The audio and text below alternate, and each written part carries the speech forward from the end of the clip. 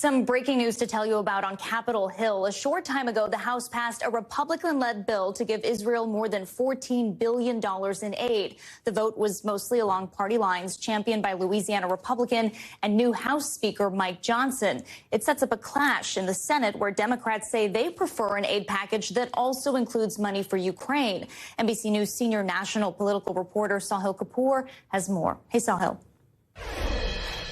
The House voted 226 to 196 this evening to pass a major bill that grants $14.3 billion in aid to Israel. It was Speaker Mike Johnson's first legislative test, and he managed to keep, for the most part, his conference together, losing the votes of just 2 Republicans and gaining 12 Democrats for a bill that is dead on arrival in the Senate and has drawn vociferous objections from the Senate Majority Leader Chuck Schumer, as well as a veto threat from President Joe Biden, who objected to $14.3 billion in cuts to IRS funding from the president's signature achievement, which the Congressional Budget Office, the nonpartisan scorekeeper, said would grow the deficit by lowering tax collections. There's a veto threat by the president, but the bill is not getting to his desk because Senator Chuck Schumer has made clear that the chamber is not even going to consider it. Let's play what Schumer had to say.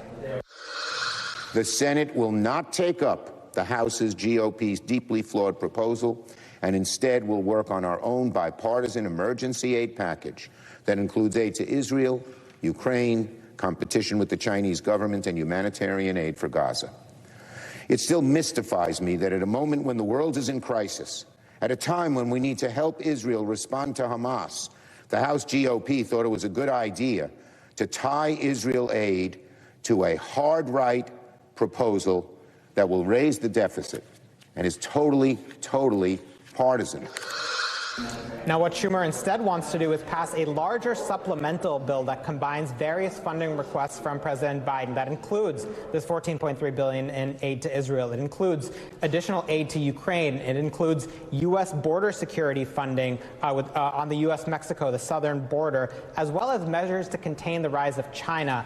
It's now on Senator Chuck Schumer to figure out what, if anything, the Senate can pass. They need 60 votes over there, which means it has to be a bipartisan approach. There has been a lot of sentiment in the Senate about combining these measures because many Senate Republicans, including the Minority Leader Mitch McConnell, support aid to Ukraine. This is all coming just 15 days before a major deadline to fund the government that could get roped up with some of these supplemental requests. There's been suggestions, including from Speaker Johnson, about a short-term bill to get us through early into the next year of 2024. What we saw today was phase 1 of Speaker Johnson's plan. He was able to keep his conference united, able to pass a bill in the House. We'll find out soon what phase 2 looks like when he has to make a law with a Democratic-led Senate and a Democratic president. Thanks for watching. Stay updated about breaking news and top stories on the NBC News app or follow us on social media.